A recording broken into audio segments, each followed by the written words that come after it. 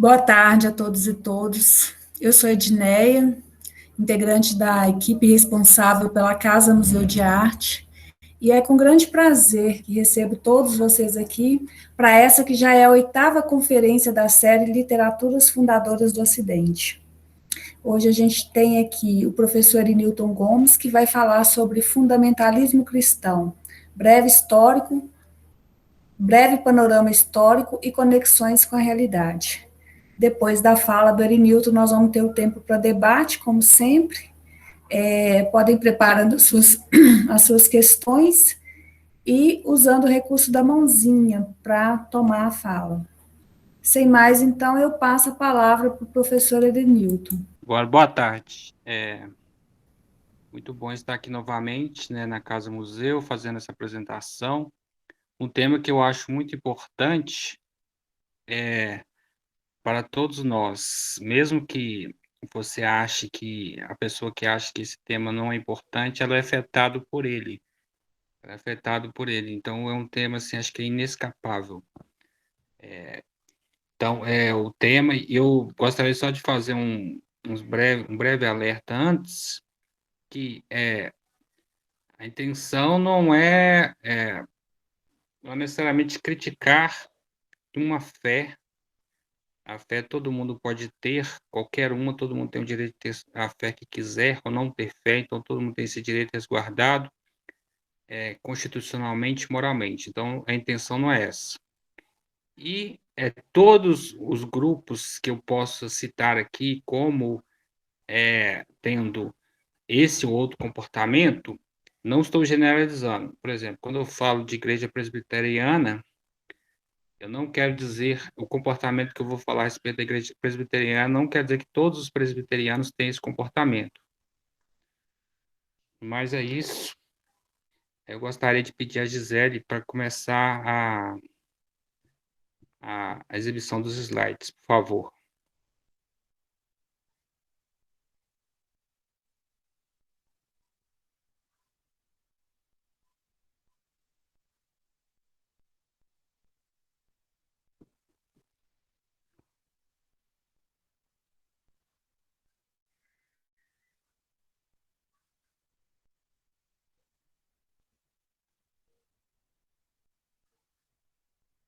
Obrigado, Gisele. Então, é o seguinte, tá aqui o título, né? Fundamentalismo cristão, breve panorama histórico e conexões com as realidades.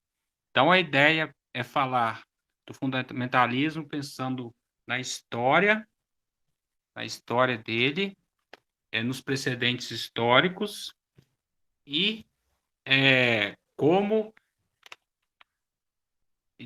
para depois chegar à nossa realidade. Depois chegar porque que ele é importante dentro da nossa realidade. Então, é um evento da Casa Museu de Arte, como está aí, né? E é um evento dentro do ciclo de literaturas fundadoras do Ocidente. É o oitavo episódio que nós temos dentro do Literaturas Fundadoras do Ocidente. Pode passar, por favor, Zé. Então, primeiro eu vou falar sobre os precedentes históricos, né, do fundamentalismo. Então, começando, Copérnico, porque ele trouxe a ideia do heliocentrismo, a ideia da Terra da Terra girando em torno do Sol, porque antes havia um modelo astronômico geocêntrico, que a Terra, todos os astros giravam em torno da Terra. Então, o Copérnico ele vem trazer outra perspectiva, vem fazer uma revolução no conhecimento, né? Isso implica até na leitura bíblica, porque quando Josué fala no livro de Juízes que ele, através da oração, conseguiu fazer o sol parar,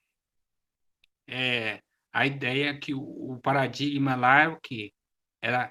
O paradigma lá era geocêntrico, a Terra estava no centro. Mas agora o Copérnico vem trazer um paradigma totalmente diferente, totalmente inverso do que era o paradigma do mundo bíblico, né?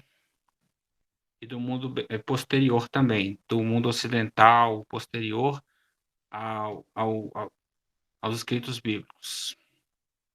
Então, ele viveu,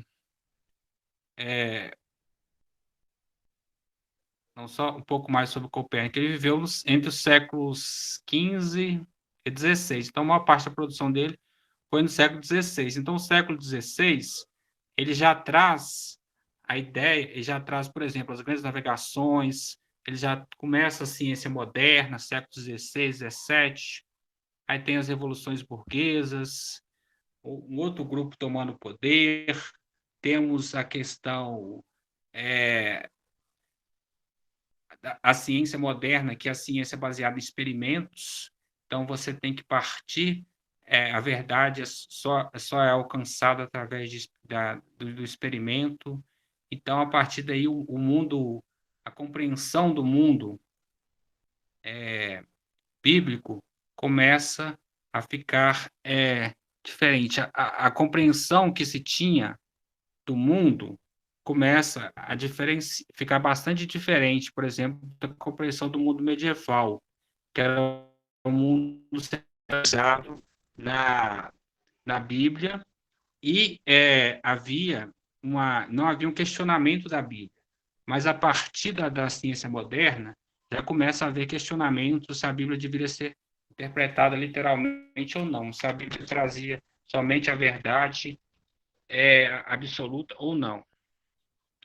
Aí o que acontece? No século XVIII, né, nós temos o iluminismo, nós temos a ideia de que a razão é mais importante, né, o pensamento racional, você pensar, você raciocinar, esse é o que seria o fundamental, seria mais importante que a fé. Você pensar seria mais importante que você ter fé. E temos também a Revolução Francesa, que, dentre outras coisas, traz a ideia da separação da igreja e Estado, a ideia da laicidade da sociedade. Isso no século XVIII. Então, a separação da igreja e Estado é uma ideia que vem do século XVIII. Então, aí, a ideia de que o mundo centralizado na Bíblia, centralizado na igreja, começa a ser questionado. Aí, Gisele, pode passar para o próximo, por favor. Nós temos no século XIX, que já é o século do Charles Darwin, um crescimento, um desenvolvimento cada vez maior da ciência, e a ciência cada vez mais questionando a interpretação ao pé da letra da Bíblia, porque nós temos as ciências naturais descobrindo a ideia do funcionamento do corpo humano, do funcionamento dos fenômenos naturais, que começam a colocar em xeque os milagres bíblicos. Nós temos descobertas arqueológicas que põem em xeque que alguns textos bíblicos são históricos, que põem em xeque a questão de que Moisés escreveu os 5 primeiros livros da Bíblia. Então, começa a se questionar muitas certezas que as pessoas tinham a respeito da Bíblia. É como se a Bíblia tivesse que ter outra leitura, precisasse ter outra leitura a partir das descobertas que a ciência estava fazendo. Então, isso impacta até na teologia, com a escola alemã, a escola liberal teológica, que eles trazem a ideia de que Jesus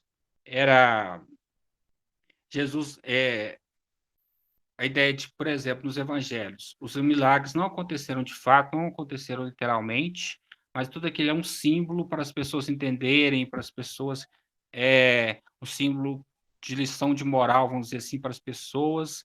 Então, não havia nada ali que deve ser interpretado literalmente. A Bíblia era um grande símbolo para ensinar as pessoas, ensinar a humanidade. Então, essa é a ideia que a teologia liberal trazia, teólogos chamados teólogos liberais alemães. Eles mais preocupados com a ética que o cristianismo trazia do que dizer que aquelas histórias ali tinham acontecido de fato. Bom, e nesse contexto temos o Charles Darwin, né, um biólogo britânico, que em 1859 ele publica o livro Teoria da Evolução das Espécies. Aí temos aqui uma representação, né, do homem evoluindo desde o primata até se tornar o ser humano como a gente conhece, no slide. E essa obra ela teve um impacto muito grande, né, no mundo ocidental, no mundo europeu, no mundo nos Estados Unidos, nos países na Europa, nos países que eram colonizados pela Europa, que foram colonizados pela Europa, né? E essa obra ela trazia a ideia da origem da vida, da origem das espécies, diferente de como é narrado no Gênesis, no primeiro livro da Bíblia.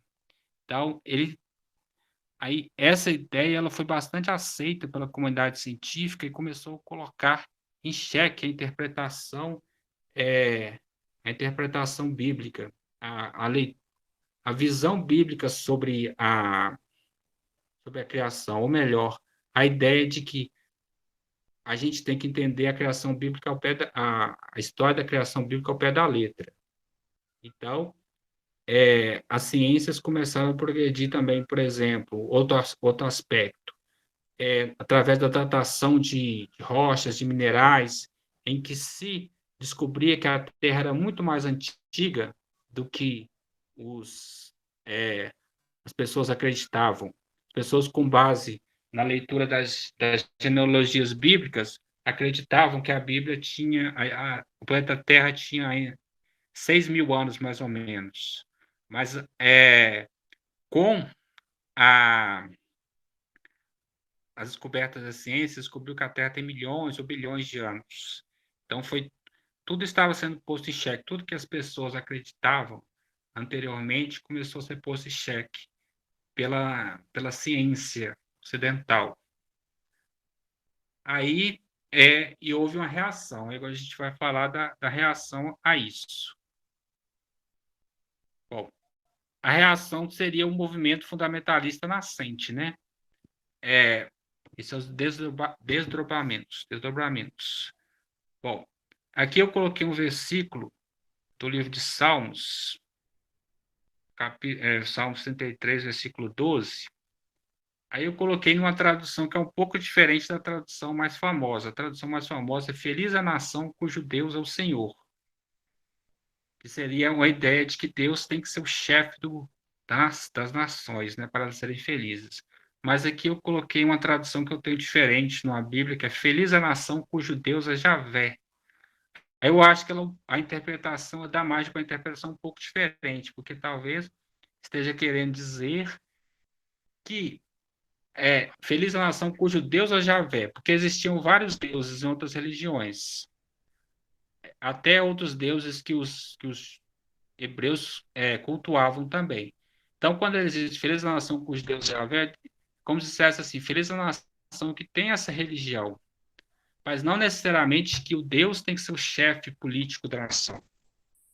Eu acho que essa tradução aí dá outra interpretação, é a ideia de que a gente tem que pensar, né, que a Bíblia também depende muito da interpretação, depende muito de como os textos chegaram, porque os textos eram manuscritos, eles eram copiados, aí podem ter tido erros, podem ter tido modificações ao longo do processo, então é um pouco complicado falar que a Bíblia tem toda a verdade se a gente, às vezes, nem sabe o conteúdo original da Bíblia, né?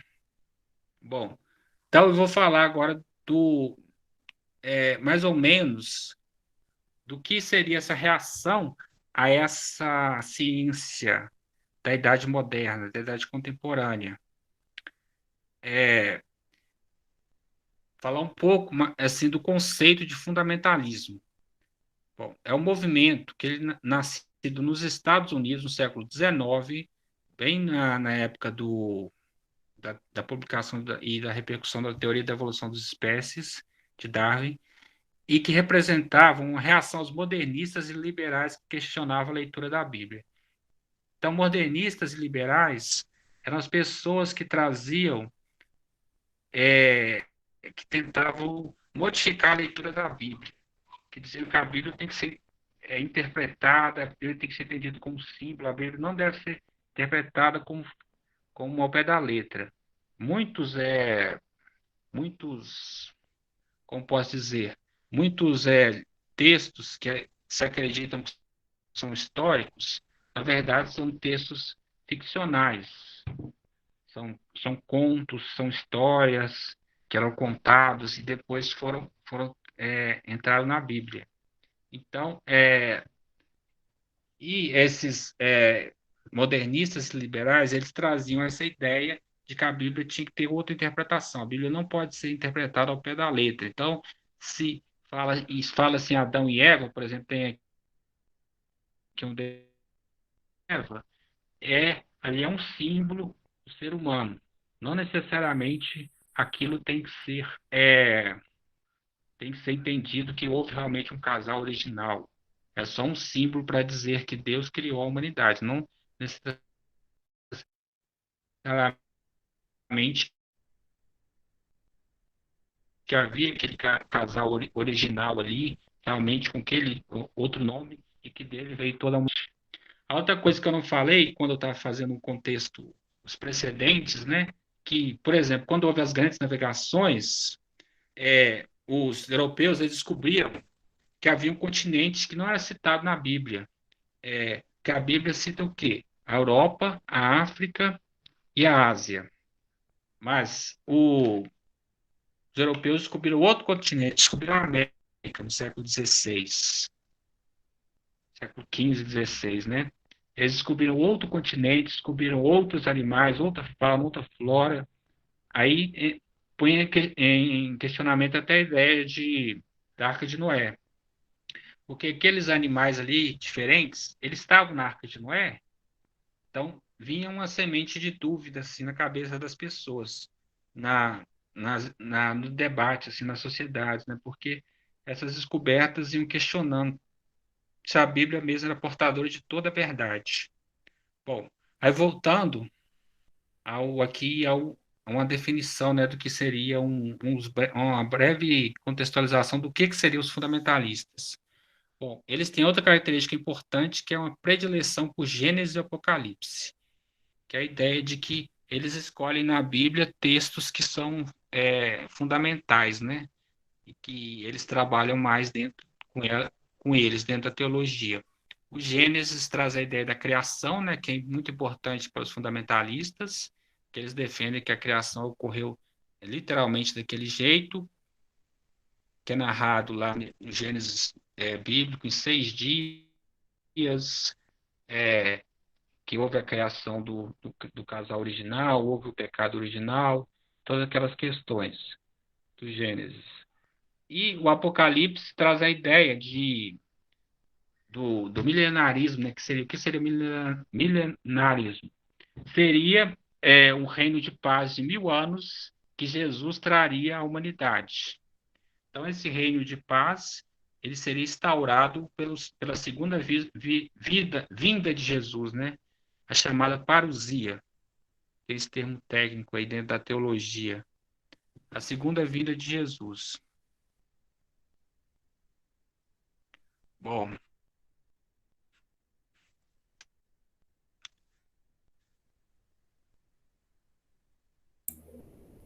outra característica fundamental dos fundamentalistas, que eu acho que talvez seja mais importante para a gente, que ele busca interferir nas decisões políticas. O fundamentalismo, ele busca interferir nas decisões políticas. Ele mesmas coisas que o fundamentalista. Mas Oi, Elenilton, o, sua... o fundamentalista, ele busca impor... Elenilton, Oi, sua fala tá picando um pouquinho, então você quer desligar a oi. câmera? Sua fala tá picando um pouco. Você quer desligar a câmera para ver se melhora? Então, eu vou desligar, Tá. então. Sim, então tá. Vou falando aqui se fala se melhorou. Bom, então, a diferença entre o fundamentalista e o, e o conservador é que o conservador acredita basicamente nas mesmas coisas do fundamentalista. Só que a diferença é que o fundamentalista ele busca interferir na política. Ele busca, de certa forma, tentar impor as ideias, os princípios dele para os outros. ele busca trabalhar nas casas legislativas, busca ter cargos políticos para tentar interferir nas legislações e, e fazer com que essas suas ideias sejam implantadas na sociedade como um todo. Então, o conservador, muitas vezes, ele concorda com o fundamentalista, mas ele tem uma separação entre igreja e Estado, ele não quer interferir, as pessoas podem seguir seus próprios caminhos. Então, e o fundamentalista ele tem essa característica básica de buscar interferir nas decisões políticas. Outra característica importante é que o fundamentalista ele influencia a igreja e a sociedade brasileira, o fundamentalismo como um todo. Então, o que acontece? O fundamentalismo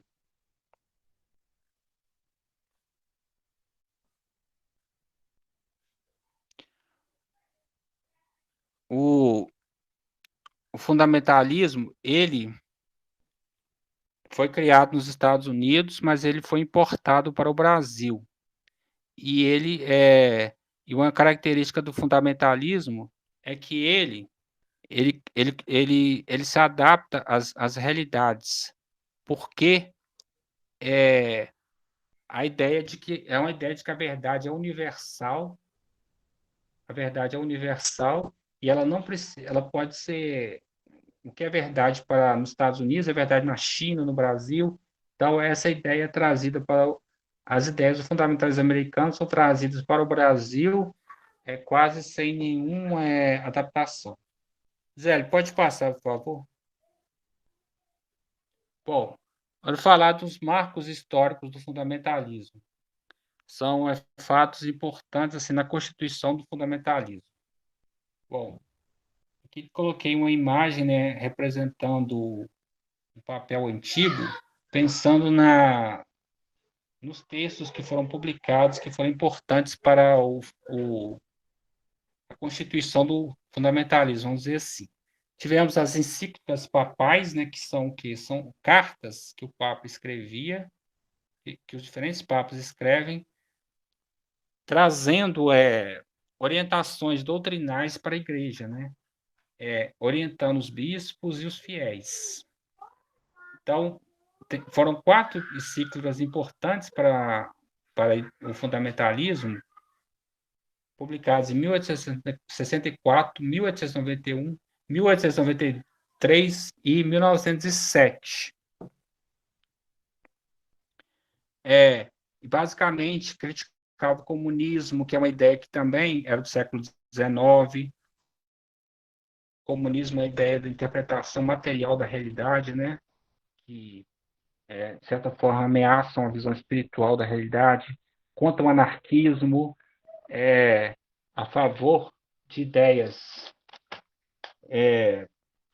Inclusive, foi nesse período que a Igreja Católica quis se aproximar do homem proletário, né? Que na Europa estava tendo uma grande mudança social, né? Que o século XIX estava tendo muito população urbana. E aí o trabalhador, o proletário, o trabalhador das fábricas, ele é muitas vezes influenciado pelos anarquistas, pelos comunistas, e a Igreja Católica tentou se aproximar desse público, tentou não perder esse público. Então, essas encíclicas, essas cartas dos papas, elas vinham criticar o comunismo, vinham criticar também a interpretação da Bíblia, que tirava a ideia da Bíblia como um texto que tinha que ser interpretado, defendesse uma visão mais original da Bíblia, né? Uma visão da Bíblia como verdade absoluta que não precisa ser interpretada.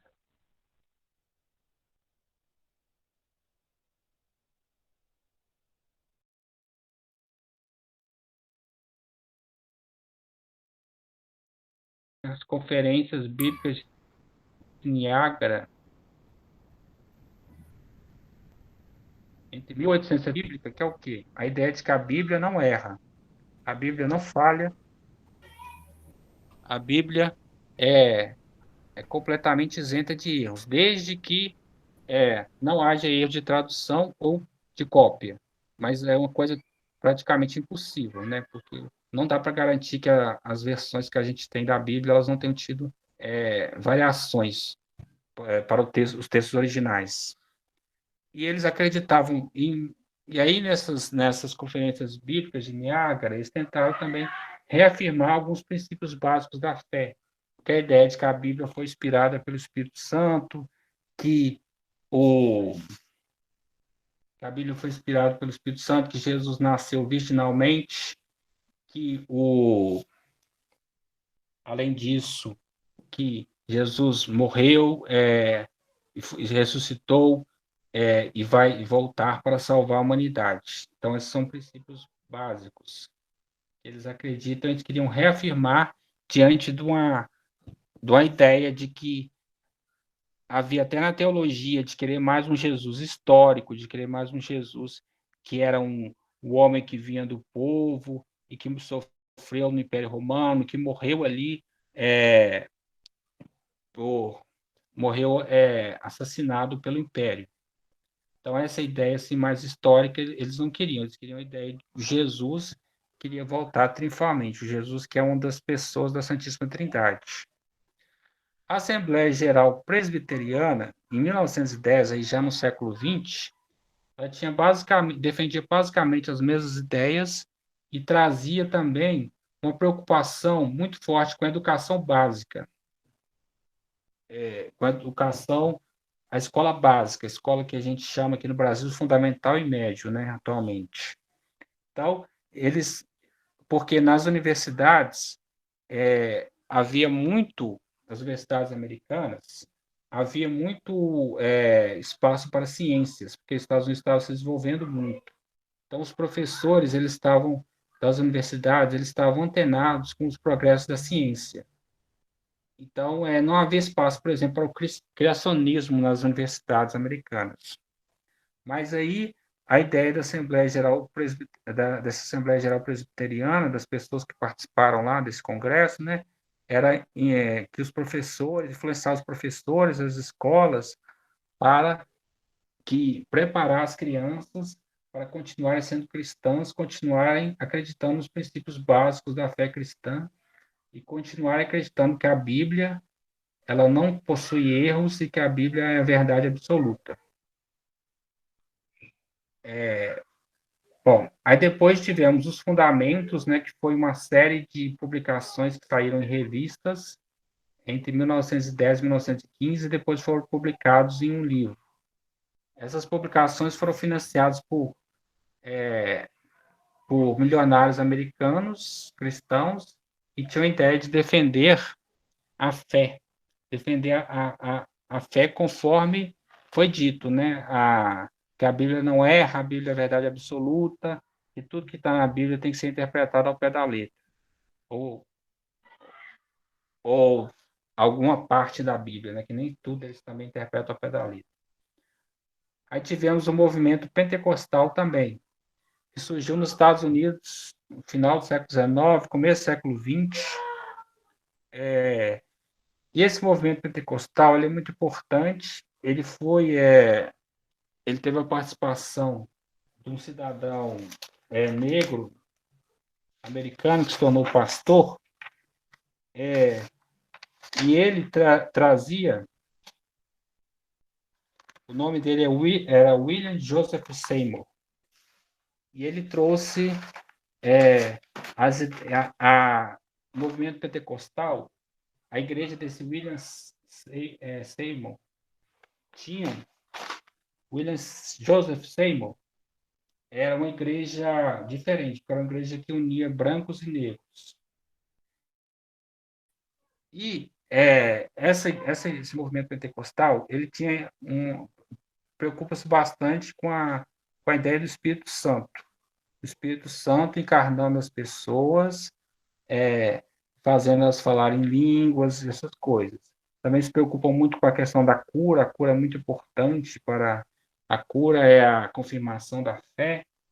E o movimento pentecostal também tinha uma ideia também de evangelização, de pregar, de ter as missões, né? E assim eles chegaram ao Brasil em 1910, fundando a Congregação Cristã do Brasil, e em 1911, fundando a Assembleia de Deus. E essas são, se não me engano, as duas maiores igrejas evangélicas do país, até hoje. Então, eles traziam também essa ideia da fé fundamentalista. A fé, ela tem que ser fiel ao que está na Bíblia, ao Gênesis, a criação, e não deve ser contestado ali. Pode passar, por favor, Gisele. Bom, aí teve um evento marcante dentro desse contexto, ainda nos Estados Unidos, que foi o julgamento do macaco, em 1925. Eu coloquei uma foto de um jornal, né? De um jornal havia, em que é narrado ou noticiado o julgamento do macaco. Aí, o que seria esse julgamento do macaco? Bom, é que num estado chamado Tennessee, nos Estados Unidos, havia uma lei que impedia de se ensinar tudo que contrariasse a, a criação, a narração da criação bíblica, a narração da criação conforme a Bíblia.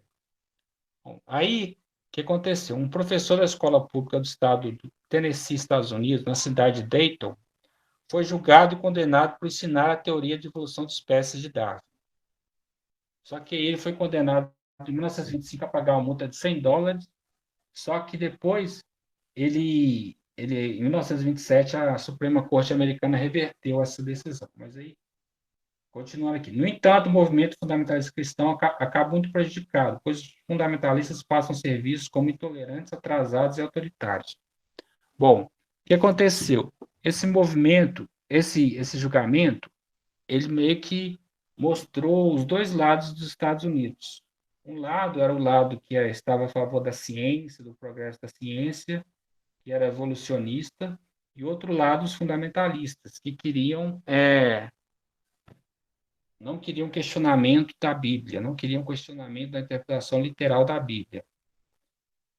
Aí houve esse embate. E esse evento ele repercutiu não só nos Estados Unidos, mas em vários outros países.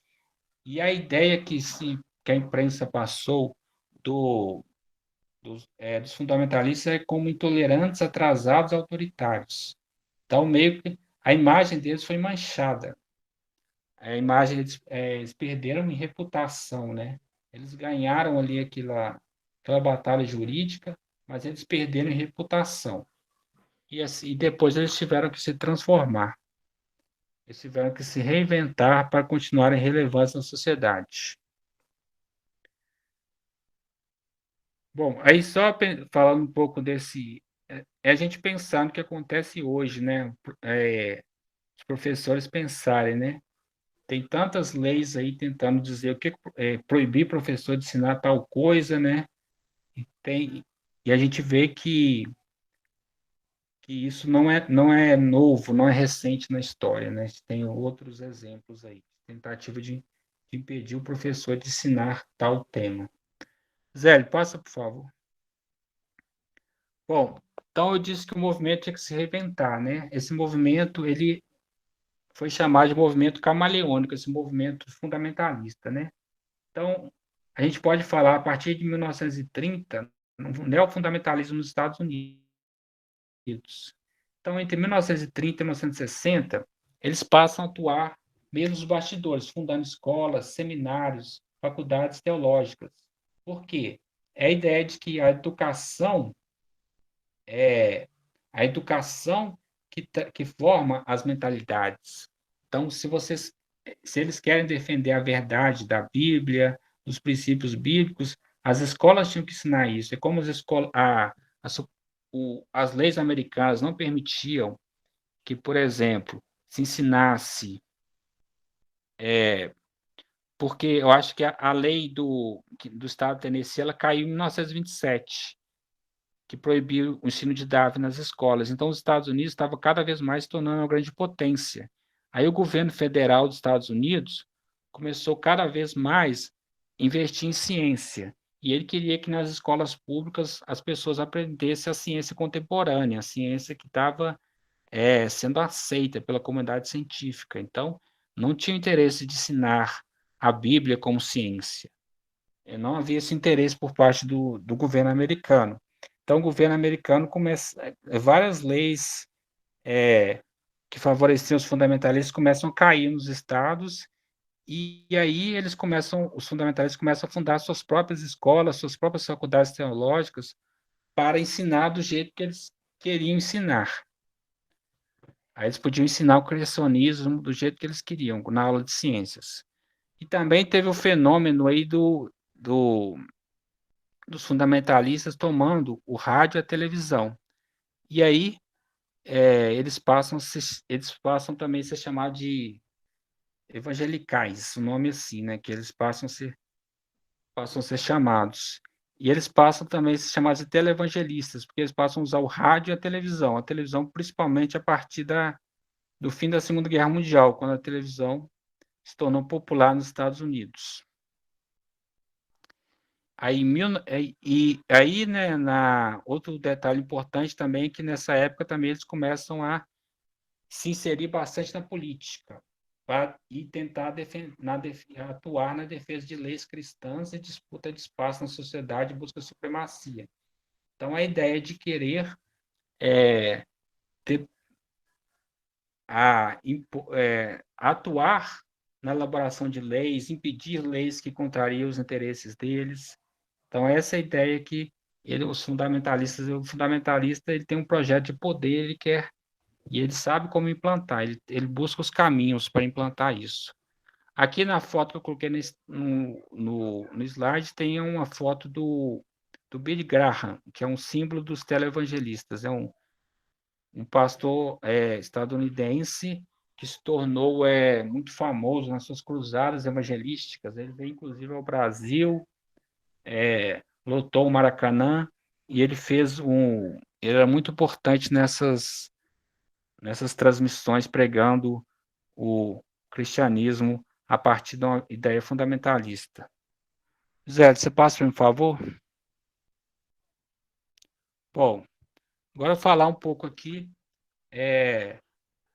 das principais ideias do fundamentalismo, assim, um breve apanhado, né? Assim, bom, para tentar sistematizar, né?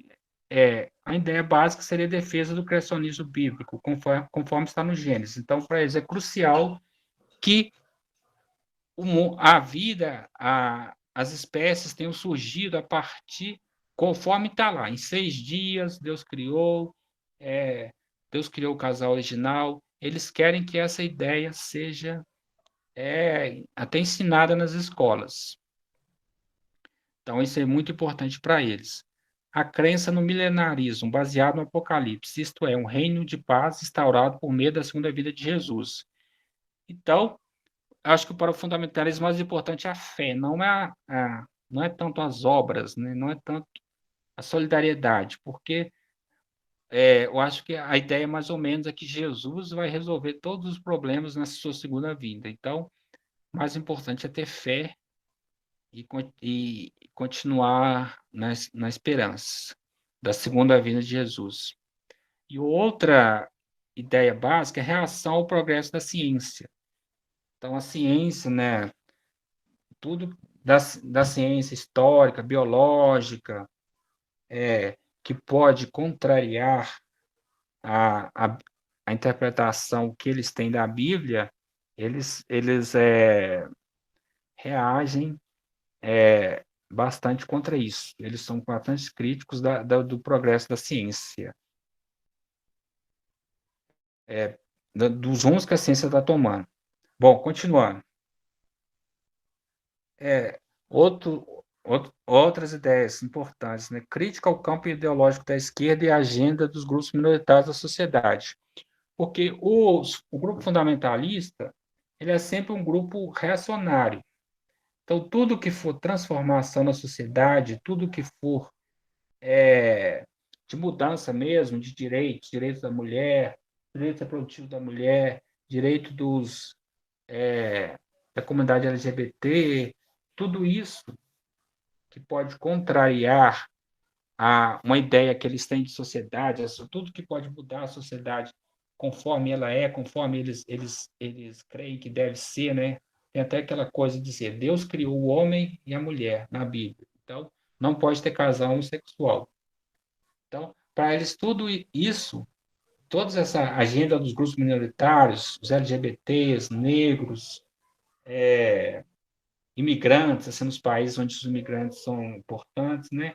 Eles são contrários. E eles querem também ocupar, reafirmando o que eu já falei, né? Ocupar espaços de poder para trabalhar pela supremacia de valores cristãos na sociedade. Só a gente pensar, né, para ficar um exemplo aqui, para ficar não ficar tão abstrato, né? Se fala muito na bancada evangélica, né? Aí não sou, eu acho que não são só evangélicos, mas temos no Congresso Nacional deputados, senadores lá, cristãos, católicos, evangélicos, acho que alguns até kardecistas, que são, eles querem barrar tudo que for pauta das minorias. Pô, um projeto de lei que, por exemplo, assim, lá eu vi no Senado, por exemplo, tem um projeto de lei lá que é proibir o ensino de ideologia de gênero na escola. Aí, ó, aí o que é ideologia de gênero, né? Eu acho que a ideia deles é proibir falar de tudo que tem a ver com a diversidade sexual. Então, eles querem ocupar esse espaço na sociedade para a defesa do ideal deles. Então, isso, para mim, é bastante claro, né? Então, eles sabem que eles não estão contentes em pregar só para a sua comunidade religiosa. Eles querem interferir na sociedade como um todo, até para as pessoas que não são cristãs, elas têm que seguir as leis que eles vão criar. Eles querem impor a visão de mundo deles para todo mundo. Aqui temos, eu coloquei no slide uma representação de Brasília, né, para representar essa ideia de que os fundamentalistas eles querem ocupar os espaços de poder, inclusive no Brasil. Zé, você passa, por favor? Bom, falar um pouco do fundamentalismo no Brasil. Eu coloquei uma imagem aqui de uma pessoa com a cruz no rosto, um desenho assim, representando essa ideia da religião, uma pessoa em que a religião é central para ela, né? A religião cristã. Bom, falar um pouco da década de 60, né? Que seria mais ou menos assim, uma década de houve assim, um incremento assim, dos fundamentalistas no Brasil. E nessa época, os fundamentalistas do campo evangélico, eles estavam preocupados com a ameaça comunista, né? E que foi a justificativa para o golpe militar de 64. Então, eles estavam preocupados com tudo que vinha da esquerda, com tudo que vinha dos movimentos sociais, e também eles estavam preocupados com a Igreja Católica. Eles combatiam bastante a Igreja Católica na época. E falando mais assim, mais de uma forma, tentando fazer assim um retrato mais contemporâneo, né? A gente pode falar continuando falando dos fundamentais no Brasil. Os cristãos evangélicos e renovação carismática são unidos pela verdadeira fé contra o comunismo e as ideias progressistas. Então, a gente tem muito fundamentalista nas igrejas evangélicas, não são todos que são fundamentalistas, né? Como eu falei, não pode generalizar, mas tem muitos. E na renovação, na igreja católica, especialmente na renovação carismática, que é uma parte da Igreja Católica que está muito próxima dos evangélicos, assim, em termos de doutrina mesmo, né, assim, até de estética, assim, até da, da forma como eles comunicam, das músicas, é bastante próximo das igrejas evangélicas. E a renovação carismática tem uma história bastante interessante, que ela surge. Bom, que houve na década de 60, dentro da Igreja Católica, a chamada teologia da libertação, que é a teologia que trazia a ideia de que o cristianismo ele tinha que atender os pobres, o cristianismo tinha que trabalhar pelos pobres. Então, é uma ideia de que o cristianismo ele tinha que lutar pelas pessoas mais pobres, tinha que lutar por uma mudança social. Então, era o cristianismo se aproximando da esquerda das ideias comunistas, socialistas e afins. Aí, o Papa João Paulo II, quando ele assumiu em 1968, ele fez uma aliança com o presidente americano Ronald Reagan, que era um presidente de direita e que estava na questão ainda da Guerra Fria, né? Estados Unidos e a União Soviética Comunista. Então, esse Papa ele tentou ajudar os Estados Unidos no combate ao comunismo. E esse Papa ele combateu muito a teologia da libertação dentro da Igreja Católica, houve uma condenação ao teólogo brasileiro, né, Leonardo Boff, nesta época. Ele foi condenado ao silêncio obsequioso, foi condenado ao silêncio. E nessa mesma época, a renovação carismática ela foi impulsionada, ela foi incentivada. Então, ela cresceu e, assim, como um contraponto à teologia da libertação. Então, a renovação carismática seria como a Igreja Católica de direita, a Igreja Católica fundamentalista e preocupada, e que tem muitos que estão no Congresso Nacional também defendendo ideias reacionárias, né? Bom, e tem também uma curiosa figura do conservador nos costumes e liberal na economia, né? Que seria o quê? Tem muitos cristãos que se definem assim, né? Que estão na política. Eu sou conservador nos costumes, quer dizer, eu não sou a favor do casamento homossexual, não sou a favor que homossexuais adotem crianças, eu não sou a favor do aborto, eu não sou a favor da liberação da maconha, mas eu quero que a economia seja totalmente liberal. A economia tem que privatizar tudo, tem que privatizar as empresas públicas, tem que deixar só a iniciativa privada atuar do jeito que ela quiser, e a iniciativa privada ela não pode ter nenhum entrave, mas as pessoas elas têm que elas têm que seguir regras rígidas, elas não podem ser homossexuais, elas não podem, a mulher tem que ser submissa. Então, essa ideia, né, que tem muitos, está muito ligado aos fundamentalistas também, conservador nos costumes, liberal na economia. E é curioso, porque muitos conservadores, né, além de pastores, muitos fundamentalmente pastores, políticos, eles também são grandes empresários. Então, eles não querem defender só os costumes, eles não querem defender só a ideia moral de que a pessoa não pode ser homossexual, a pessoa não pode ser, a mulher não pode abortar, ninguém pode fumar maconha, eles não querem defender só isso. Eles querem defender também o quê? A iniciativa privada, porque eles são da iniciativa privada. Então, se o Estado mínimo a venda de empresas estatais para iniciativa privada, vai ser mais dinheiro para eles também que são empresários. Então, tem interesse econômico também, não só interesse espiritual e religioso, também tem interesse econômico. Zé, você pode passar, por favor? Bom, coloquei para finalizar, para terminar, né, para não ficar tão cansativo assim. Já estou terminando. Então, eu só vou colocar aqui alguns versículos. A minha ideia é que talvez Jesus tenha uma ideia muito diferente dos fundamentalistas. Bom, eles acham que eles defendem a fé cristã, mas talvez eles defendam um tipo de cristianismo que não teria adesão de Jesus. Bom, eu coloquei um versículo aqui, pois devolvam a César o que é de César e a Deus o que é de Deus. Então, acho que aqui a gente pode interpretar que Jesus estaria falando da separação, né? Que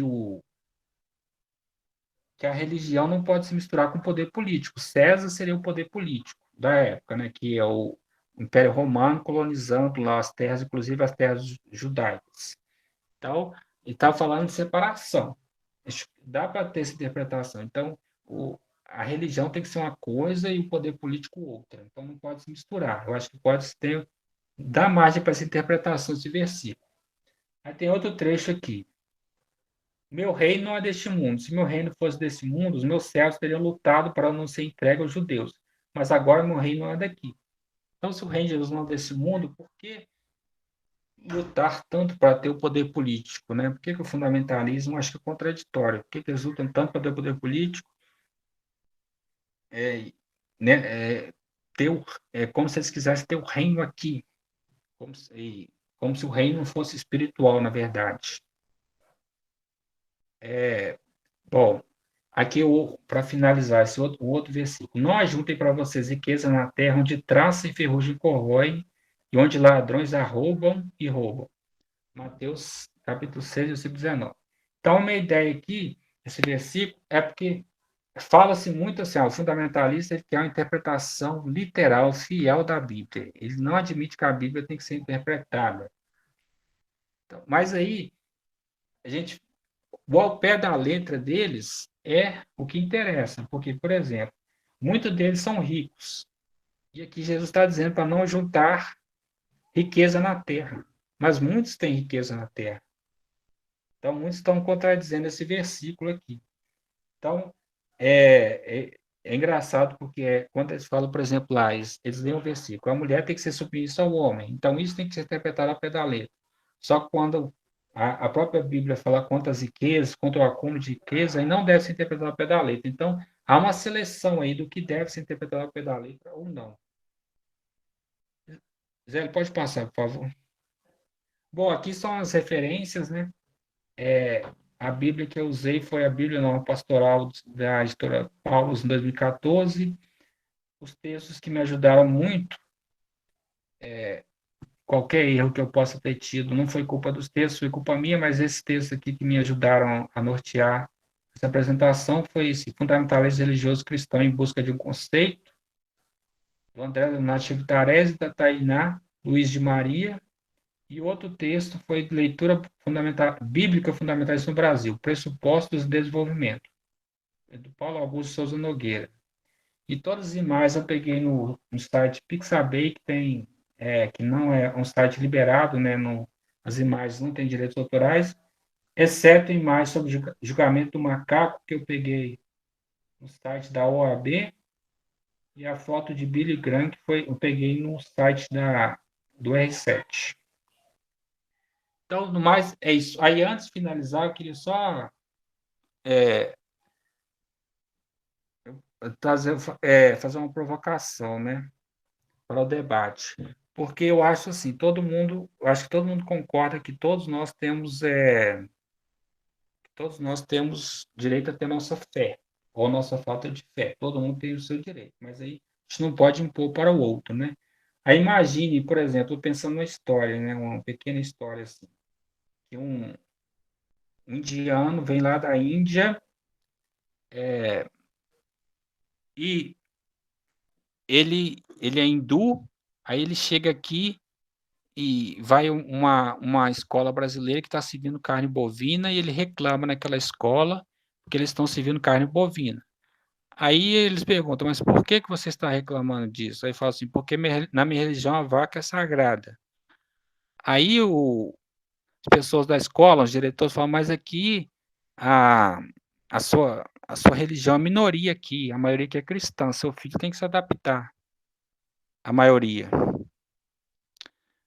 Mas aí, imagine se essas mesmas pessoas que disseram isso, se elas fossem para a Índia e lá na Índia eles quisessem impor os princípios da religião deles para eles, que eram cristãos. Então, essa ideia, né, de que a gente pensa, né, muito no Brasil, aqui a maioria é cristã, então todo mundo tem que se adaptar ao cristianismo. Mas não, eu acho que a ideia da separação entre igreja e Estado, entre poder religioso e poder secular, poder político, é para isso, para todo mundo ter o seu direito assegurado, todo mundo de toda religião e todo mundo que não tem nenhuma religião. Mas é isso, obrigado. Eu vou tentar compartilhar aqui. Vocês podem fazer perguntas aí, se quiserem, ou comentários. mas eu vou tentar compartilhar no chat um link de um filme muito interessante, que é o filme, ele é inspirado no Julgamento do Macaco. Então, é um filme muito interessante, e vocês podem assistir, que está disponível no YouTube. Então, no mais é isso. Obrigado. Obrigada, Newton. Nós que agradecemos pela sua pesquisa. E agora a gente vai dar início ao debate. Então, quem tiver questões, dúvidas, comentários, pode levantar a mãozinha que eu vou organizando por aqui. Bom, mas antes que alguém se anime, né, a colocar alguma questão, eu queria fazer um comentário. Eu fiquei ouvindo o Newton falar e fiquei pensando nas relações entre fé e razão, né? E como essas relações estão entremeadas pela questão do poder. E assim, alguém até colocou aqui no chat, mas é muito interessante, porque se a gente pega e vai um pouco mais atrás no tempo, né, o Newton fez uma linha histórica que vem do período medieval e passa pela Idade Moderna, mas se a gente fosse um pouco mais atrás, fosse lá na Grécia Antiga, a gente já constataria que o atrito da fé e da razão já começa por lá, né? Se a gente pega, por exemplo, a história de Sócrates, que foi um dos primeiros filósofos, né, que foi condenado à morte, bebendo cicuta, justamente com a acusação de estar corrompendo a juventude, desrespeitando os deuses da cidade, a gente já começa a pensar nessa problemática entre fé e razão.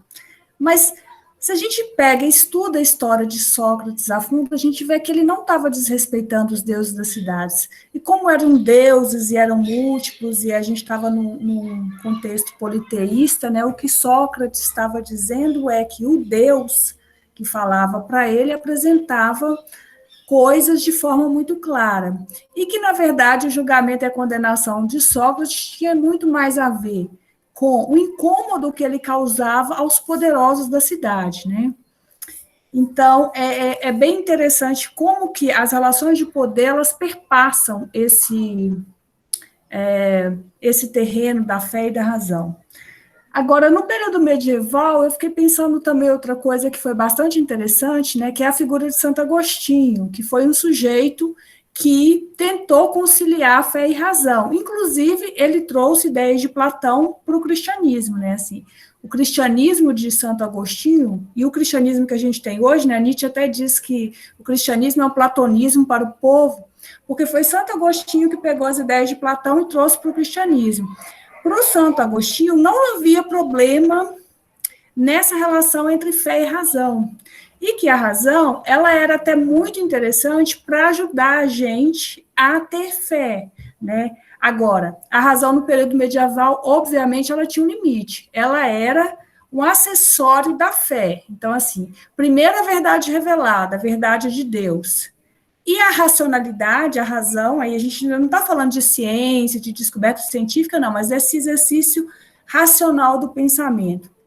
Esse exercício racional do pensamento deveria ser um coadjuvante da fé, na perspectiva do Santo Agostinho.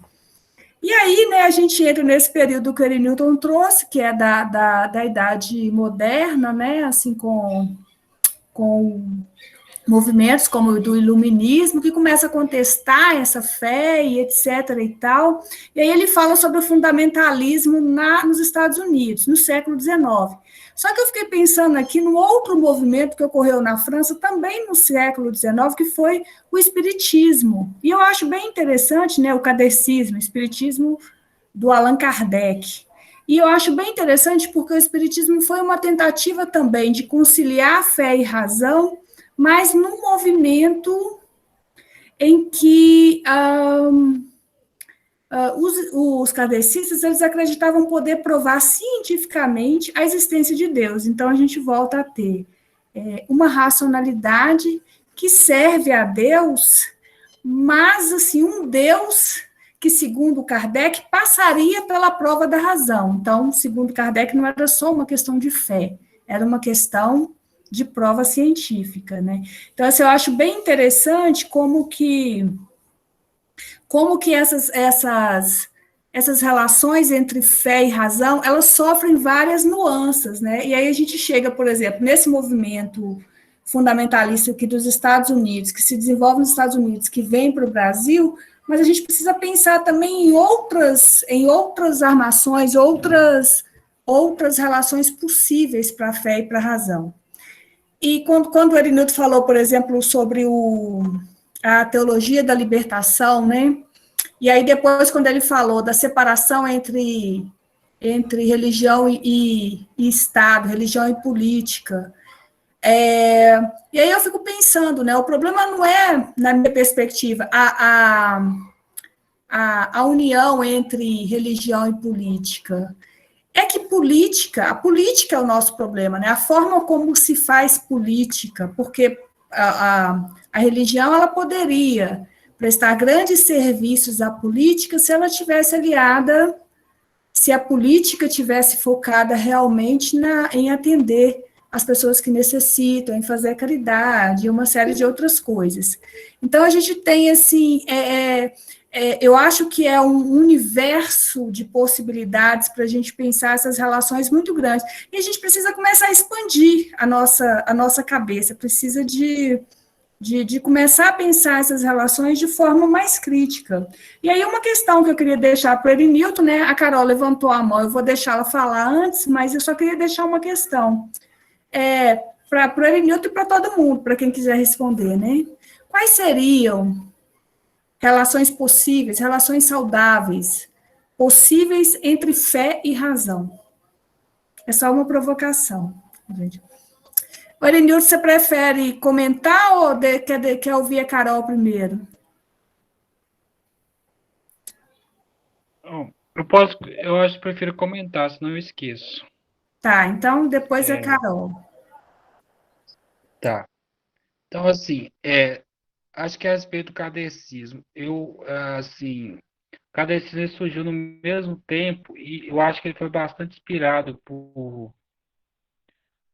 pelo mesmo contexto, né, assim, do próprio Darwin, né, questão da evolução, porque aí eles fazem adaptação, né, pelo que eu sei, assim, as almas irão se adaptar. Minha fala tá travando ou tá boa aí? A fala tá... Tá dando para ouvir, pode falar. Tá. Então, assim, e ele é do mesmo contexto, mas, assim, eu acho, assim, que ele foi, numericamente, ele não foi tão expressivo quanto ele não ele, assim, é uma religião que merece ser respeitada, assim, mas ele não tem, assim, ele não é tão expressivo numericamente e assim, não tem tanto poder, assim, na história. Então, acho que a questão do kardecismo é mesmo numérica, assim, que ele não tem a mesma. Ele não tem. Não é tão massificado assim quanto os outros. Então, ele traz essa ideia da fé, da religião, da fé e da ciência, né? Que seria uma fé racional, seria uma fé racional, seria uma fé.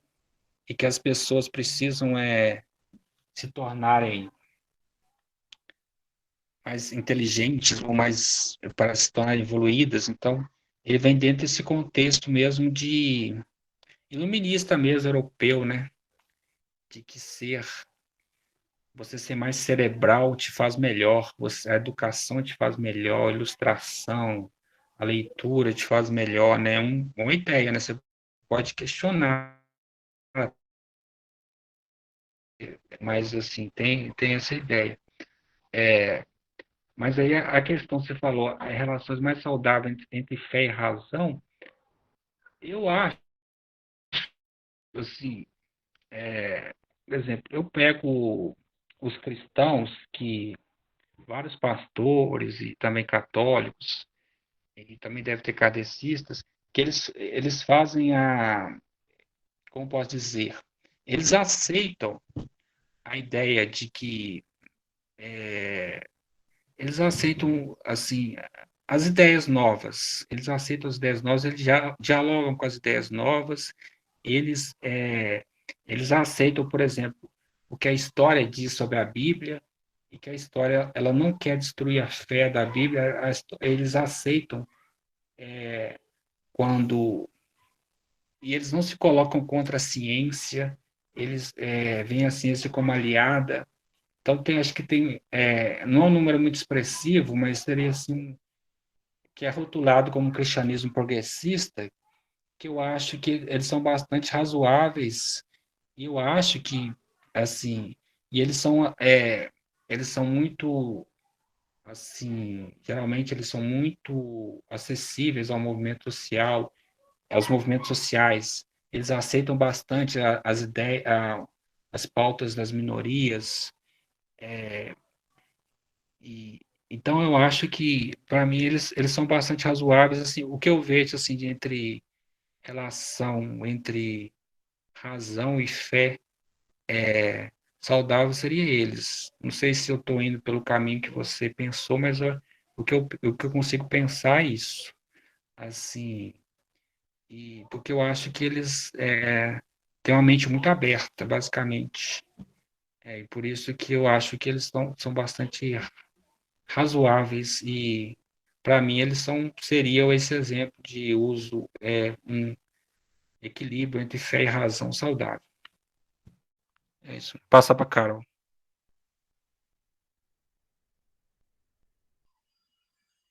Então, gente, comentando o que a Edneia falou, eu acredito sim que é possível ter uma relação saudável entre razão e fé, por tudo isso que o Niltinho mencionou, e eu acho que o caminho para vivenciar uma fé de uma forma racional, assim, não sei se essa é a palavra mais adequada, né? Mas é colocar a fé numa perspectiva de algo em que ela ajuda a sociedade, em que ela melhora a sociedade, em que ela contribui para o bem da coletividade, né? Não só o que ela faz na minha vida, né? Mas o que ela faz na vida das outras pessoas, né? Porque pensando numa abordagem da fé que implique na influência dos governos, né, na imposição de costumes, de leis, de proibições, eu acho que isso não é uma relação saudável entre razão e fé. Na verdade, eu acho isso irracional, você querer obrigar as outras pessoas a adotar um costume que não tem nada a ver com a fé delas e nem com elas. Né? Então, eu acho que é possível sim. Nilton já citou vários exemplos, mas eu acho que a questão que precisa ser discutida é a relação entre fé e política, né? Porque quando a fé se infiltra, não é? Quando faz uma bancada que influencia nas decisões, em todas as decisões, projetos de lei no país, num país, isso precisa ser observado com atenção, né? Em que medida essa fé, não é, determinada influencia ou dita, não é, orienta as decisões, o voto, as propostas dessas pessoas que estão nas câmaras por aí, né? Tanto na Câmara de Vereadores, os deputados, o Senado, né? E até no Poder Executivo. Porque a gente tem que pensar que tem um monte de pautas urgentes, né? As pautas das minorias são urgentes. Pessoas morrem diariamente pela intolerância, né? Esses dias, acho que essa semana, uma mulher trans foi queimada viva por uma criança, né? Um adolescente passou, jogou um líquido inflamável e pôs fogo. E aí a gente tem, ao mesmo tempo, mesmo com essas coisas, esses crimes bárbaros, né? Esses atos brutais e violentos acontecendo, a gente tem uma Câmara que não reconhece a necessidade de uma legislação que proteja essas pessoas, né? Mesmo com o racismo brutal que a gente vivencia no nosso país, né? Tem uma Câmara dos Deputados, tem um Senado, tem representantes, né, ali do povo, entre aspas, que defendem que cota é esmola, que cota é querer vantagem para a população negra, né? Querer criar uma vantagem. Então, acho que a gente tem que começar a pensar, ao dar o voto da gente para uma pessoa nos representar, né? Independente da nossa fé, saber o que ela defende, né? Porque eu acho que, para mim, a relação mais perigosa aí é a relação entre política e fé, entre poder e fé, né? Eu acho que nem é política, né? É poder, porque o fundamentalismo não é político, né? É a verdade pronta, ele não quer dialogar, ele não quer conversar, ele não quer negociar. É uma coisa inegociável, né? Acho que eu usei a palavra errada o tempo todo. É a relação entre fé e poder. É isso.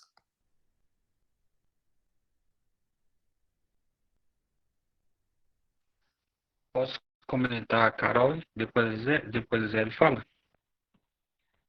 Pode ser, Eu acho, pode comentar. concordo bastante com a Carol, a questão central da política e da fé, né? A relação entre fé e política. Por exemplo, eu votei para vereadora numa candidata que ela se colocava como pastora, mas eu não sou evangélico. E, assim, mas eu votei nela não porque ela é evangélica, mas porque ela era de movimento social. Então, e eu acho assim que eu vejo assim muitos evangélicos e muitos católicos, assim são pessoas assim que eu votaria tranquilamente, religiosos, pastores, leigos católicos assim que ou mesmo acho que padres não pode candidatar, mas assim eu votaria tranquilamente, desde que eles porque eu acho que muitos deles defendem ideias que são semelhantes às que eu considero importantes. Então, eu não tenho problema em votar numa pessoa religiosa, num pastor, desde que ele defenda as ideias, assim, que eu considero corretas, ideias de ampliação de direitos para as pessoas. Então, o problema não é a pessoa ser daquela religião, é a pessoa ela querer, primeiro que ela fazer uma leitura da religião dela de forma excludente, né? Forma que a religião dela é para conservar o que está aí. Então, já que se quer conservar o que está aí, é para manter quem está na parte de baixo na parte de baixo. Então, primeiro, acho que já começa errado, que é a visão que ela traz da religião. E segundo, que ela quer impor essa religião para os outros. Então, acho que o problema é esse. Agora, não é o problema da pessoa ser em si, ser evangélica, ou ser católica, ou ser kardecista, ou ser candomblessista, ou ser um bandista, nada disso. Ou ser ateu. O problema acho que são as ideias que a pessoa defende. Nós temos dentro da igreja evangélica um movimento chamado Missão Integral, que é um movimento também bastante assim da igreja voltada para o social, da igreja privilegiando os pobres, a igreja tentando transformação social. Então, a igreja, os evangélicos têm essa missão integral e os católicos têm a teologia da libertação. Também é um movimento dentro da igreja católica bastante interessante de busca de centralizar as ações, de centralizar as práticas religiosas no atendimento às necessidades dos pobres. Nós temos, por exemplo, eu acho que esse padre aí famoso, Júlio Lancelotti, que atende a comunidade das pessoas em situação de rua de São Paulo, eu acho que é um exemplo dessa teologia da libertação. E nós temos, no meio evangélico, nós temos o mais famoso, eu acho que é o Henrique Vieira, um pastor do Rio de Janeiro, que também está muito ligado aos movimentos sociais. Pode dizer. Bom, vou dar boa tarde a todos de novo, né? Quase bem, boa noite, que eu falei de mais cedo e não tinha todo mundo aqui. Eu queria, na verdade, eu vou fazer mais um desabafo, a minha contribuição. É mais um desabafo, porque na sua apresentação, Edenilton, eu fiquei pensando muito e me tocou muito essa questão do julgamento do macaco, né? E vi também muito na sua apresentação esse movimento do fundamentalismo, ele é um movimento que a gente percebe que é um projeto de poder, né? A gente percebe isso, que são pessoas ali disputando esse poder, então vai existir aí uma disputa, né, de narrativas. Ele vai começar lá atrás, defendendo muito o que você colocou ali do criacionismo, do milenarismo, né? Mas aí depois a gente vai vendo, assim, que existe, eles vão se inserindo na educação. Isso mexe muito comigo, né? Por ser professora também. Então, a gente tem um professor lá atrás, acho que em 1925, se eu não me engano, que foi condenado porque estava estudando, estava oferecendo conhecimento do darwinismo para os alunos dele. E aí ele é condenado, mas aí se reverte, né, a coisa, e aí a imprensa vai entrar e dizer que os fundamentalistas são intolerantes, atrasados e tal. E aí essa galera dos fundamentalistas vão ter que correr atrás de novo, né? Então, assim, essa forma como as coisas acontecem nessa disputa de poder, isso me choca. E aí eles vão entender que o lance é entrar dentro das escolas, fazer escolas, construir escolas, e começar ali a plantar sementes e se multiplicarem. E aí eu, dentro de uma escola pública, eu penso assim, o que a gente faz para barrar isso? Vamos chegar nos dias de hoje, né? E nada mudou, né? A gente tem aí as mesmas pessoas se infiltrando na escola, as mesmas pessoas que eu digo entre aspas, o mesmo projeto, se infiltrando nas escolas, com a ideia de escola sem partido, nos atacando e ganhando uma eleição. Ganhando uma eleição, indo para o poder, atacando justamente os professores e as escolas, nos colocando ali com o livro do kit gay, né? E aí, o que mais me preocupa, o que eu estou querendo chegar é o seguinte, será que é tanto assim os evangélicos ou as pessoas cristãs? Porque tem uma associação, sabe? Eu penso que tem os cristãos e tem aqueles que aproveitam dos cristãos como se fossem parasitas ali, manipulam, se associam a essas pessoas, né, as pessoas políticas que querem fazer políticas e percebem que por este caminho eles chegarão lá no poder. E aí eles se associam porque os dois chegaram juntos. Vou falar aqui de Bolsonaro, se alguém votou nele, tudo não importa, mas é só fato. Né, porque, se eu não me engano, até vocês podem me corrigir aí, ele se batizou, eu acho que ele se batizou numa igreja evangélica, né, e aí eu acho perigoso, são essas pessoas também que se associam isso, os oportunismos, Tiago, isso mesmo, sabe, então isso vira uma bomba, e é uma bomba que explode na nossa cabeça dentro da escola, e a gente fica parecendo tudo uns incompetentes, uns vagabundos, porque eles usam disso, uns incompetentes, uns vagabundos que não trabalham, e eu não sei o que acontece, porque eu estou aí uns 15 anos na educação, nós estamos formando alunos, fazendo a mesma coisa, estamos dentro das escolas, próximos das famílias, nas comunidades, eles conseguem vencer o nosso discurso, né? Será que a imprensa que está junto com eles também, obviamente, mas o que acontece que a gente, infelizmente, né, tem também essa circulação hoje em dia nas redes das coisas e tal, mas, por exemplo, eu estou muito indignada, eu nem lembro o nome do sujeito, isso é um defeito que eu tenho, porque eu fico meio puta e não guardo as informações, desculpa falar puta, de um cara aí que ele fez uma divulgação onde ele coloca assim, olha, se o seu educador, se a sua escola estiver usando pronome do gênero neutro, eu sou professora de português, a gente está vendo um fenômeno na nossa sociedade hoje em dia, que todo mundo que abre uma reunião, ou que está nas redes, ou que vai para um discurso, para um debate com uma população, com a galera grande, vai usar o todes, né? E já está tentando meio que desconstruir no seu discurso o feminino e o masculino, porque isso é um debate que está posto na sociedade. E aí a gente vem, o cara vai falar o pronome neutro, né? Isso não existe na gramática, mas é um fenômeno linguístico que está existindo na nossa sociedade. Eu acho que a língua é viva e nós, usuários, que mandamos nela. E o cara faz um post para as famílias e os alunos que se sentirem prejudicados com o pronome neutro. Por trás disso tem o quê? Tem o preconceito, por trás disso vem tudo isso aí, né, que os fundamentalistas, eles defendem na questão da... Aí vai lá, né, que mistura com o discurso político. Deus acima de tudo, eu acho que é pátria amada e família. Bom, o pronome neutro, ele vai atacar a família.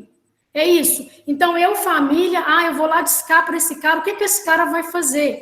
Então, enfim, e isso, gente, faz com que a gente perde. Por que a gente perde? Nós, da escola pública, nós, professores, que estamos ralando aí, aguentando essa pandemia, eu sinto que, infelizmente, é claro que a gente está ali formando nossos alunos críticos. Eu acho que é isso. Esse é o meu objetivo sempre, que é formar um aluno autônomo, crítico, que pense por si mesmo e saiba avaliar os discursos e desconstruí-los, como a gente está fazendo aqui nessa reunião hoje.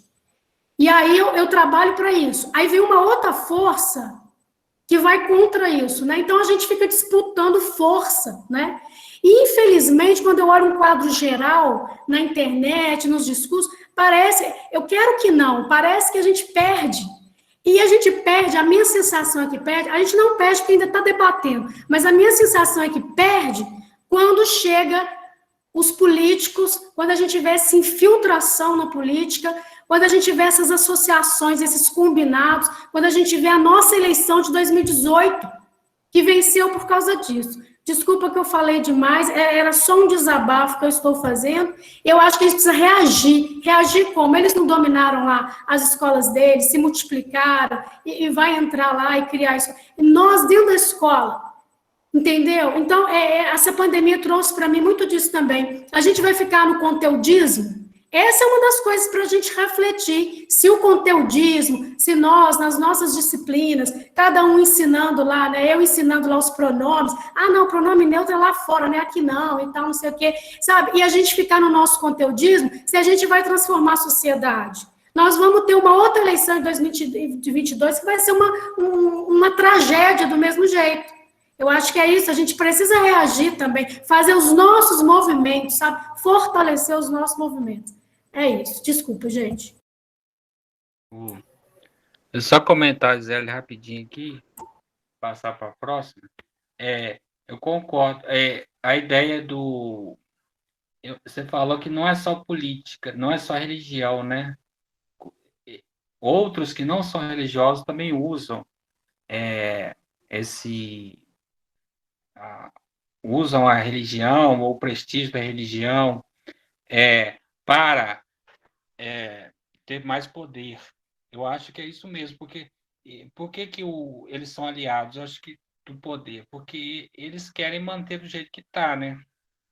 Porque se eles são conservadores, se eles são reacionários, que eles sempre são reacionários, eles sempre querem voltar a um passado idealizado ou continuar, ou no mínimo continuar do jeito que está. Os fundamentalistas,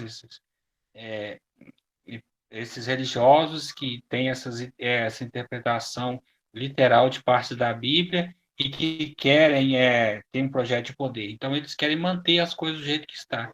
Então, eles acabam tornando-se aliados poderosos. Aquele pastor lá que quer transformar as coisas, ele acaba sendo... não é esse aliado, né? Pelo menos em tese.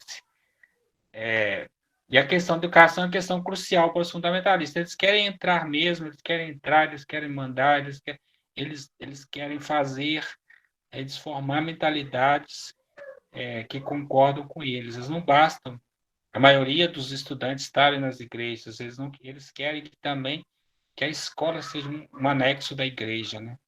Eles querem isso. E eles estão, é o que eu falei, eles não estão só reclamando na igreja, no púlpito, ou na televisão, ou no Facebook. Eles estão indo para as câmaras legislativas, estão fazendo projeto de lei, então eles estão no caminho certo. Eles estão no caminho certo de poder, então aí tem que haver uma reação mesmo, aí não sei como, mas tem que haver. E eles estão se organizando e vão colhendo vitórias. Agora, o caso do Bolsonaro é que ele foi ele se dizia católico, acho que ele se diz católico até hoje, só que ele foi batizado no Rio Jordão pelo pastor Everaldo, então, quer dizer, ele é um católico que foi batizado por evangélico, então, aqui, uma coisa meio estranha ele, assim, né? Você sabe, porque ele passou por 2 batismos, será que um anula o outro? Eu não sei, né? Então, é um caso bem peculiar. Mas, assim, é porque no Brasil, a maioria é cristã mesmo, não tem como. E eu acho que é por isso que a gente tem esse evento aqui. Por isso que a gente fala de temas que tocam na religião, porque a maioria é cristã e a religião tem influência mesmo, e vai continuar tendo influência no Brasil por muito tempo. A Carol colocou aqui que todos os candidatos, pelo que eu entendi, né, todos os candidatos que têm chance de ganhar, eles acenam para as religiões, eles acenam para as igrejas. Bolsonaro não precisa nem falar, né, como ele acena para as igrejas a todo momento e para as igrejas fundamentalistas. O Lula também está procurando apoio das igrejas. O Ciro Gomes apareceu outro dia aí na internet aí com a Bíblia e a Constituição, falando esses livros aqui não são indissociáveis, esses livros aqui podem conviver. Então, a religião está aí forte e vai continuar por muito tempo. Pode passar para a próxima. Agora é a Clara e depois a Carol de novo. Clara, pode abrir seu microfone, fica à vontade. Eu acho engraçado que até hoje as pessoas levam uma crítica coletiva como algo individual, tanto que o Erinildo, sendo super respeitoso, ainda teve que no início falar assim que não estava criticando a fé de cada um, mas uma coisa mais geral, e eu acho isso meio preocupante. Mas enfim, eu acho disso de tentar tirar a religião de política, a política da religião, chega até a ser meio estranho, porque tudo que a gente faz na nossa vida é político, o pessoal é político, não dá para a gente tirar o autor da obra. Não dá para diferenciar tanto. Mesmo que a gente tente, não tem como. E sobre isso da religião como uma forma de controle, a gente tem, por exemplo, no caso do Lázaro, que é mais recente, que mistificaram a situação toda, colocaram como se fosse religião, como se fosse feitiço e tudo, quando na verdade não tinha nada disso, pelo que parece, né? Pelo menos. Mas isso de formar seres para serem críticos, eu não sei se a gente está realmente preparado para isso.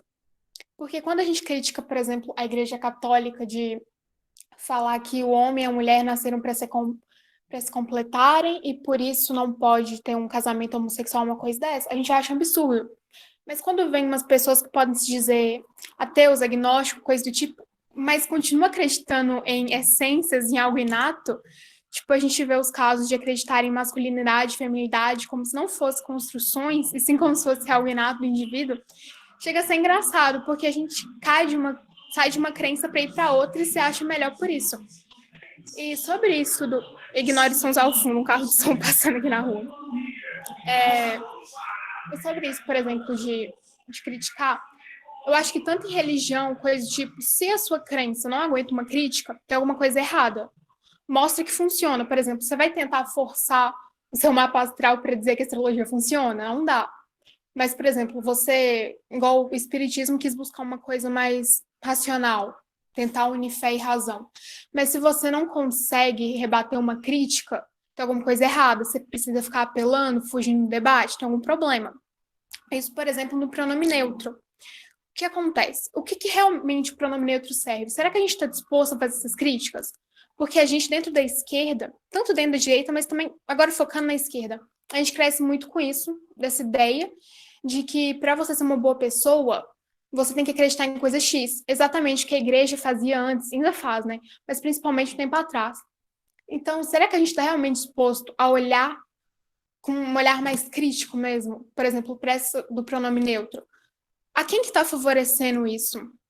Será que realmente é revolucionário? Ou a gente só está mantendo os estereótipos de gênero em vez de abolir essas caixinhas? Será que ele não está escondendo uma violência? Quem se sente realmente incluído com ele? Será que a gente está disposto a debater isso? Ou só falar que a pessoa está sendo conservador e não realmente olhar a fundo isso?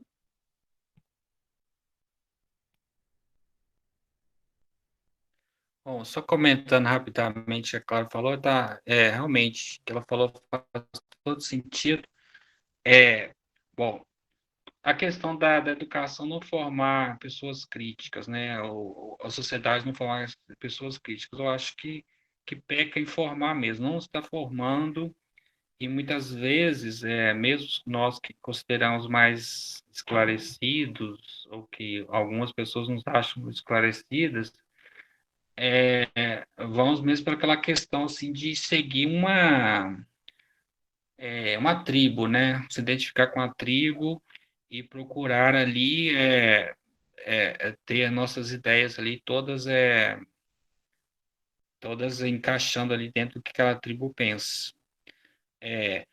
A questão do pronome neutro, assim, a pessoa acha que pode concordar ou não se o pronome neutro é interessante ou não, mas a questão que acontece, por exemplo, assim, no caso bem concreto, o vereador Nicolas, acho que Ferreira, ele fez um projeto proibindo o pronome, eu nem sei se é pronome neutro que é o projeto, ou ideologia de gênero, eu acho que é o uso do pronome neutro. A alegação dele é que a língua, os estudantes têm que aprender a língua formal. Mas eu acho que quando você proíbe usar o pronome neutro, ele não está pensando só em proibir o uso do pronome neutro por isso, ele está pensando toda uma agenda conservadora. Aí a questão, acho que não se pode proibir o pronome neutro, mas você não é obrigado a concordar com ele. Aí tem que colocar a questão em debate. Então, aí, quando se proíbe, você tira a questão de debate, do debate. Do debate, você tira a questão do debate, você torna a questão ali como se fosse um tabu. E a questão que a Gisele falou, que a língua é viva, a língua é viva, assim, mas não, não é, a língua é viva, ela está sempre se transformando. E quem faz as línguas são os usuários. Mas, sabe, nós sabemos que temos usuários que têm mais poder que os outros, né? Então, a língua se transforma, mas quem determina mais as transformações são os grupos privilegiados. São os grupos que têm mais poder econômico.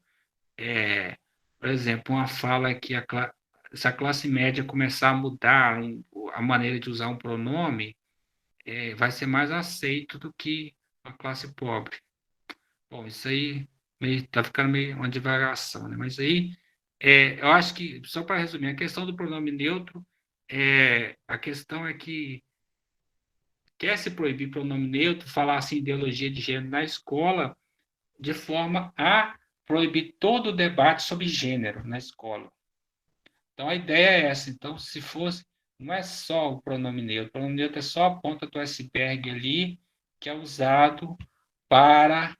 e tem todo aquele iceberg gigante ali, e que é uma ideia conservadora, reacionária mesmo, fundamentalista, que está querendo ser implantada nas escolas. Porque eles sabem que a educação forma as mentalidades, eles querem manter ali, e eles querem ter poder sobre a educação.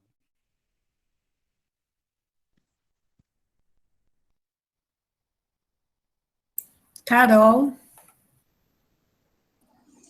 Então, pessoal, o que a Clara falou é bem interessante. Eu queria dizer para ela que, infelizmente, Clara, o poder religioso, eu já falei isso no chat, né? Mas a Leandra está aqui entre nós. O poder da religião na escola né, o poder religioso já chegou na escola e é muito forte.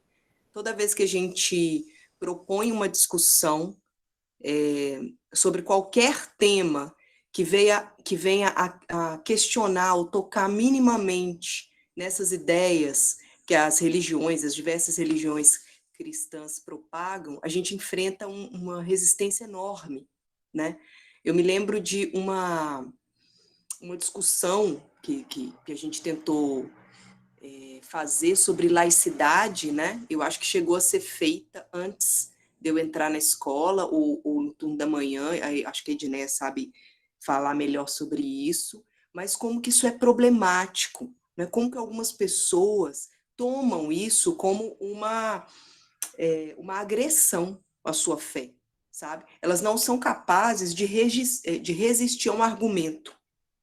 Elas não querem que a gente argumente, né? Elas não querem que o que elas dizem seja questionado.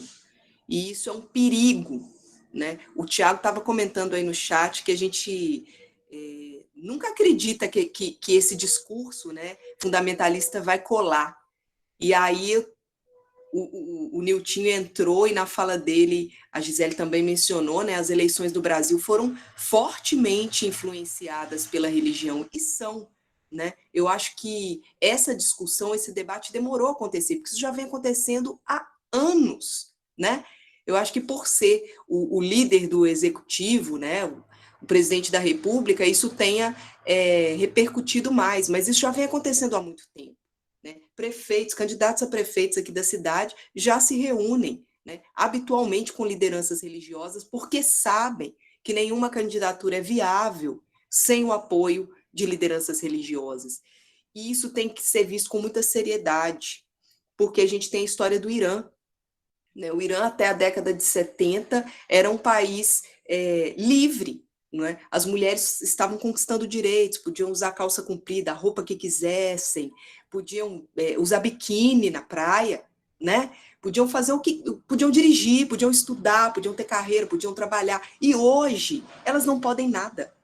Hoje elas estão brigando, gente, pelo direito de sair sozinhas na rua, desacompanhadas de marido, de filho, de um homem, né? Porque ela não vale. A mãe não pode sair sozinha. Se ela tiver um filho homem, aí ela pode sair sozinha. Né? Agora, se só tiver mulheres na casa dela, o marido morreu, sei lá, ela vai morrer de fome, porque ela não pode sair sozinha. Então, assim, era um país muito parecido com a gente, né? Onde as mulheres tinham lá os seus direitos, tinham lá o seu espaço, podiam falar, e hoje não é assim mais. Né? A gente nunca acredita que uma coisa dessa vai acontecer, né? A gente nunca acredita que um direito conquistado vai ser retirado. E, de repente, acontece. Né? E eu concordo com a autora do Conto da Aia, né, que eu citei aí no chat. Quando acontece uma situação dessa, a primeira parte da população a ter seus direitos retirados é a população feminina. Nós, mulheres, somos as primeiras a se ferrar, né? A ter os direitos cerceados. Somos nós. Então, a gente precisa atentar muito bem para isso, né? E sobre formar pessoas conscientes, a gente precisa resistir. Eu acho que o primeiro passo é resistir, o segundo é se organizar, né? Para a gente fazer a discussão com muito cuidado, com muito carinho, para que a gente consiga ter voz entre essas pessoas, né, que são religiosas, mas não são fundamentalistas, porque com os fundamentalistas não dá para conversar, gente, eles vão jogar pedra na gente, né, mas com as pessoas que estão ali sob influência desses fundamentalistas. É isso. Só fazer um breve comentário antes de passar a Edneia, eu acho que está na lista aí. Falar, né, Gisele, falar de temas assim, digamos assim, de conscientização é muito difícil. Quando você vai assim para além do, por exemplo, assim, tem coisas assim que são consensuais. Por exemplo, você fala assim, falar assim que economize água é uma coisa. Agora você começa a falar de temas mais polêmicos, aí já começa a ter uma resistência, acho que até dos alunos, muitas vezes, na escola.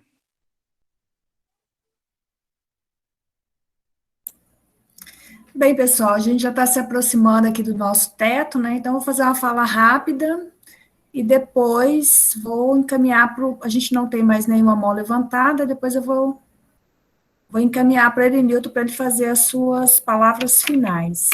Eu só queria comentar a fala da Clara, que eu achei bem interessante quando ela diz que não é possível separar política de religião, e eu concordo em gênero, número e grau.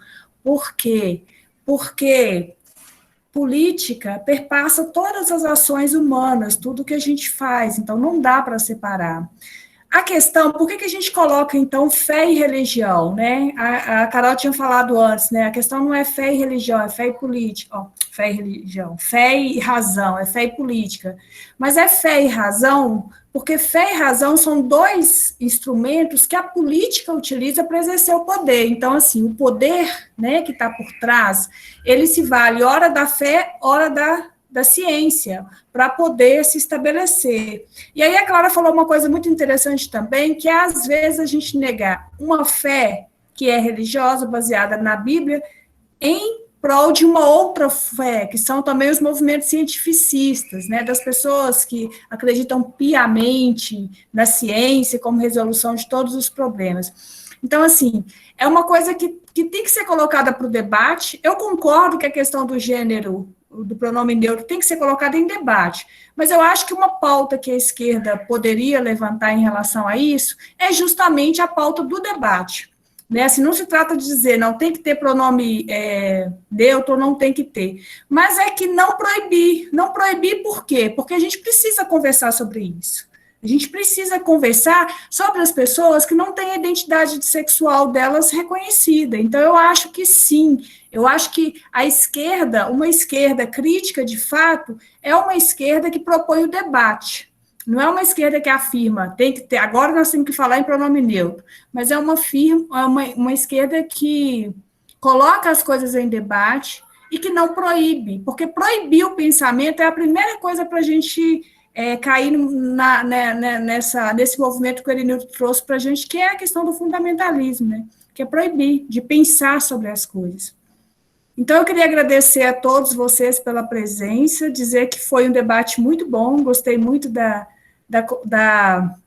das colocações, das colaborações, e agora eu vou passar a palavra ao Erinildo para ele fazer as considerações finais e a gente encerra aqui.